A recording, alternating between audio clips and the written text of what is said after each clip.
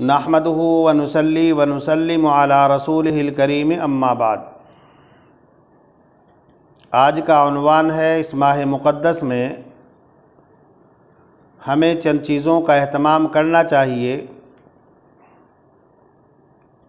بزرگان محترم، سب سے پہلا کام تو یہ ہے کہ ہم ماہ رمضان میں روزوں کا اہتمام کریں، روزے رکھیں، اس لیے کہ اللہ تبارک و تعالیٰ نے قرآن کریم میں فرمایا فمن شہد منکم الشہر فلیصمہ، کہ جو آدمی اس ماہ مبارک کو پائے تو اس کو چاہیے کہ وہ روزے رکھے۔ اللہ تبارک و تعالیٰ نے قرآن کریم میں فرمایا کہ ایمان والو، تمہارے اوپر روزوں کو فرض کیا گیا، اور روزے فرض کرنے کے مقصد کو بھی قرآن کریم میں واضح کر دیا گیا۔ تقوی اور طہارت، پاکیزگی۔ جب انسان روزے رکھتا ہے تو روزے رکھنے کی وجہ سے طہارت اور تقوی پیدا ہوتا ہے، پرہیزگاری آتی ہے۔ روزے کی برکت سے ہمارے قلوب مجلہ اور مصفہ ہو جاتے ہیں۔ رمضان کے روزے کی اہمیت کا اندازہ اس بات سے لگایا جا سکتا ہے کہ رسول اکرم صلی اللہ علیہ وسلم نے ارشاد فرمایا کہ اگر کسی آدمی نے بغیر عذر شرعی کے رمضان کا ایک روزہ چھوڑ دیا اور اس کے تدارک کے لیے اس کے بدلے میں پورے زندگی روزے رکھتا رہا تو پوری زندگی کے روزے رمضان کے ایک روزے کا تدارک نہیں ہو سکتے۔ رسول اکرم صلی اللہ علیہ وسلم نے ارشاد فرمایا من صام رمضان ایمانا واحتسابا غفر له ما تقدم من ذنبہ، جس آدمی نے ایمان کی حالت میں اور ثواب کی نیت سے رمضان کے روزے رکھے تو اللہ تبارک و تعالیٰ اس کے اگلے تمام گناہوں کو بخش دیتا ہے، معاف کر دیتا ہے۔ رسول اکرم صلی اللہ علیہ وسلم نے ارشاد فرمایا کہ ایک مرتبہ حضرت جبرائیل علیہ السلام تشریف لائے اور انہوں نے اس شخص کے لیے بد دعا کی کہ جس آدمی نے رمضان کا مہینہ پایا اور اس نے اپنی بخشش نہ کرائی، مغفرت نہ کرائی، اور مزید اس پر رسول اکرم صلی اللہ علیہ وسلم نے آمین فرمایا۔ تو ہمیں چاہیے کہ ہم اس ماہ مبارک میں روزوں کا اہتمام کریں، روزے رکھیں۔ دوسرا کام ہمیں جو اس ماہ مبارک میں کرنا ہے وہ تراویح کی نماز کو پابندی کے ساتھ پڑھنا ہے، اس لیے کہ رسول اکرم صلی اللہ علیہ وسلم نے ارشاد فرمایا کہ جس آدمی نے ماہ رمضان میں ایمان کی حالت میں ثواب کی نیت سے قیام کیا تو اللہ تبارک و تعالیٰ اس کے اگلے گناہوں کو معاف کر دیتا ہے، بخش دیتا ہے۔ تراویح کی نماز سنت مؤکدہ ہے۔ اگر کوئی آدمی بغیر عذر شرعی کے چھوڑتا ہے، بغیر مجبوری کے چھوڑتا ہے تو وہ گنہگار ہوگا۔ حضرات علماء نے فرمایا کہ تراویح کی نماز 10 سلاموں کے ساتھ 20 رکعات ہیں۔ مردوں کے لیے بھی سنت مؤکدہ ہیں اور عورتوں کے لیے بھی 20 رکعات سنت مؤکدہ ہیں۔ البتہ مرد و حضرات جماعت کے ساتھ نماز تراویح کا اہتمام کریں،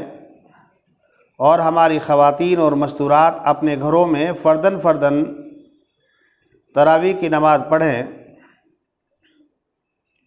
تیسرا کام جو ہمیں اس ماہ مبارک میں کرنا ہے وہ زیادہ سے زیادہ قرآن کریم کی تلاوت کرنا ہے، زیادہ سے زیادہ قرآن کریم پڑھنا ہے۔ اس لیے کہ جب ماہ رمضان آتا تھا تو حضرت جبرائیل علیہ السلام تشریف لاتے اور نبی اکرم صلی اللہ علیہ وسلم کے ساتھ قرآن کریم کا دور کیا کرتے تھے۔ جب رسول اکرم صلی اللہ علیہ وسلم کا آخری رمضان آیا تو حضرت جبرائیل علیہ السلام نے 2 مرتبہ رسول اکرم صلی اللہ علیہ وسلم کے ساتھ قرآن کریم کا دور کیا۔ قرآن کریم کی عظمت اور اہمیت کا اندازہ اس بات سے لگایا جا سکتا ہے کہ رسول اکرم صلی اللہ علیہ وسلم نے ارشاد فرمایا کہ جس آدمی نے قرآن کریم کی تلاوت کی وجہ سے، قرآن کریم کو پڑھنے کی وجہ سے وہ کوئی دعا نہ مانگ سکا، نفل عبادت نہ کر سکا، تو قرآن کریم کی تلاوت کی برکت سے اللہ تبارک و تعالی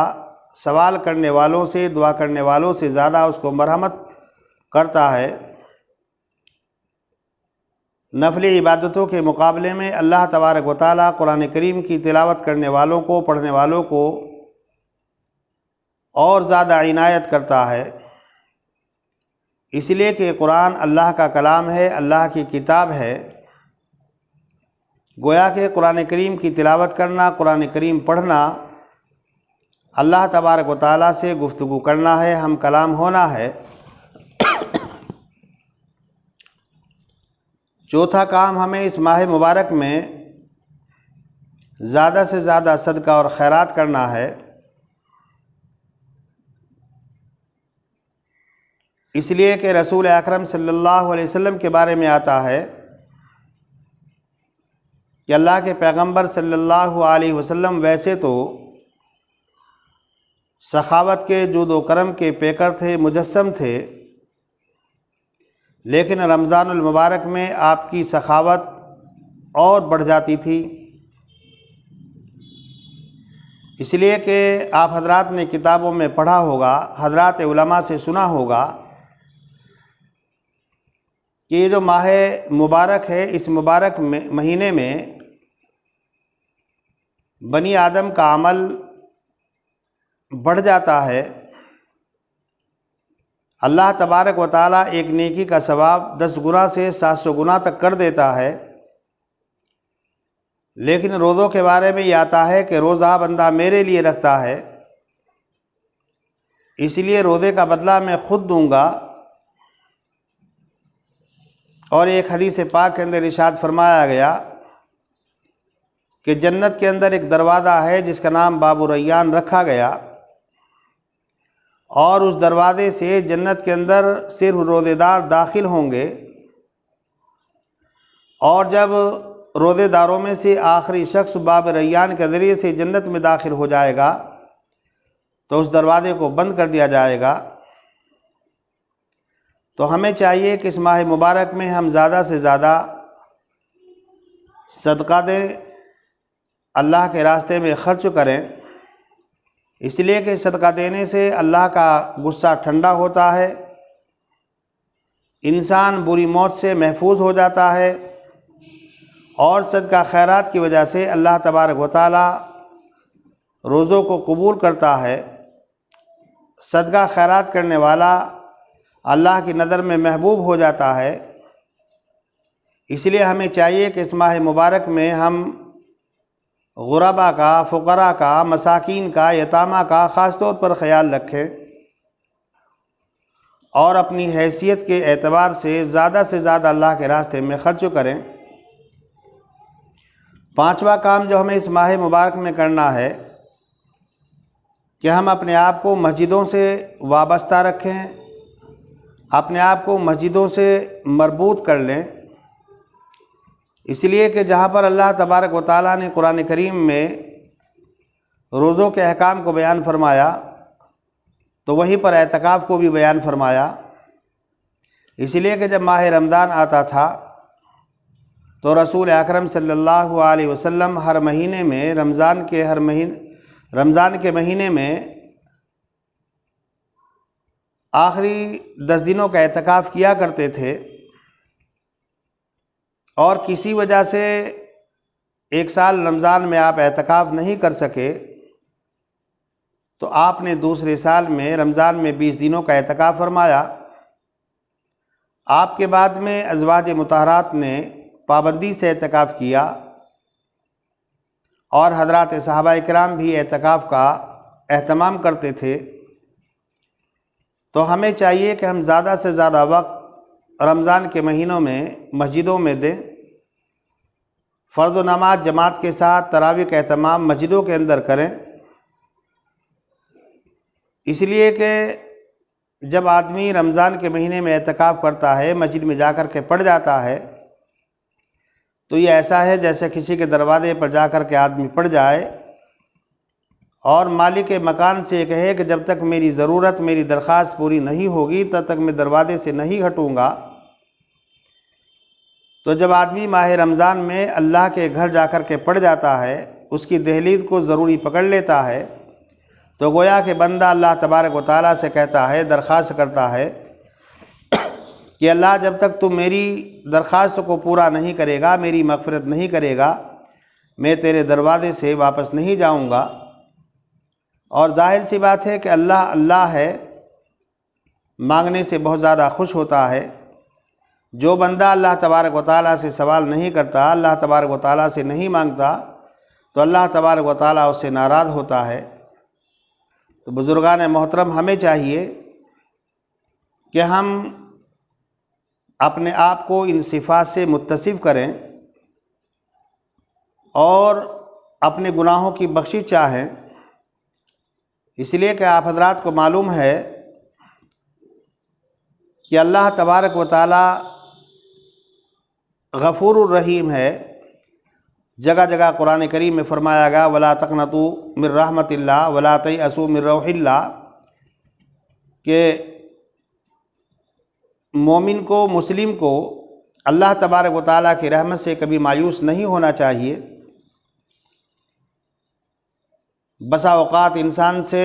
بڑے بڑے گناہوں کا صدور ہو جاتا ہے اور شیطان اس کے دل کے اندر یہ بات ڈالتا ہے کہ اب تیری مغفرت نہیں ہوگی، تو انسان مسجد میں جانا چھوڑ دیتا ہے، اللہ تبارک و تعالیٰ سے دعا مانگنا چھوڑ دیتا ہے، سوال کرنا چھوڑ دیتا ہے۔ حالانکہ حدیث قدسی کے اندر ہے، اللہ تبارک و تعالیٰ فرماتا ہے، اے میرے بندے، اگر تو آسمان اور زمین کے درمیان جو خلا ہے اس کو گناہوں سے پر کر دے، بھر دے، اور پھر میرے دروازے پر آئے، مجھ سے دعا کرے، گناہوں کی بخشش چاہے، تو میں اس سے بڑی رحمت کے ساتھ تیرا استقبال کروں گا۔ مجھے اس بات کی پرواہ نہیں کہ تو نے کتنے گناہ کیے ہیں، کتنے بڑے بڑے گناہ کیے ہیں، بس شرط یہ ہے کہ کم سے کم تو میرے دروازے پر آ۔ اس لیے کہ حدیث شریف کے اندر آتا ہے کہ جب رات کا آخری حصہ ہوتا ہے تو اللہ تبارک و تعالیٰ آسمان دنیا پر تجلی فرماتا ہے اور بار بار اللہ تبارک و تعالیٰ کی طرف سے اعلان کیا جاتا ہے کوئی بخشش چاہنے والا کہ میں اس کی بخشش کروں، ہے کوئی رزق مانگنے والا کہ میں اس کو رزق دوں، ہے کوئی مصیبت میں مبتلا کہ میں اس کی مصیبت کو دور کروں۔ ظاہر سی بات ہے جب اللہ تبارک و تعالیٰ کی طرف سے بار بار یہ اعلان کیا جاتا ہے، اللہ تبارک و تعالیٰ اپنے ہر بندے کا انتظار کرتا رہتا ہے کہ کب میرا بندہ میری طرف متوجہ ہو اور میں دوڑ کر اس کا استقبال کروں۔ تو ہمیں چاہیے کہ ماہ رمضان کی یہ مبارک ساعتیں ان کو اپنے لیے غنیمت سمجھیں، اپنے گناہوں کی بخشش چاہیں، رمضان کے مہینے کا احترام کریں۔ اگر ہم نے ان باتوں پر عمل کر لیا تو انشاءاللہ ہماری دنیاوی زندگی بھی سدھر جائے گی اور آخرت کے اندر بھی انشاءاللہ ہمیں فلاح اور صلاح اور نجات حاصل ہوگی۔ اللہ تبارک و تعالیٰ سے دعا ہے کہ اللہ تبارک و تعالیٰ مجھے بھی ان باتوں پر عمل کرنے کی توفیق مرحمت فرمائے، آپ حضرات کو بھی ان باتوں پر عمل کرنے کی توفیق مرحمت فرمائے۔ وآخر دعوانا الحمد للہ رب العالمین۔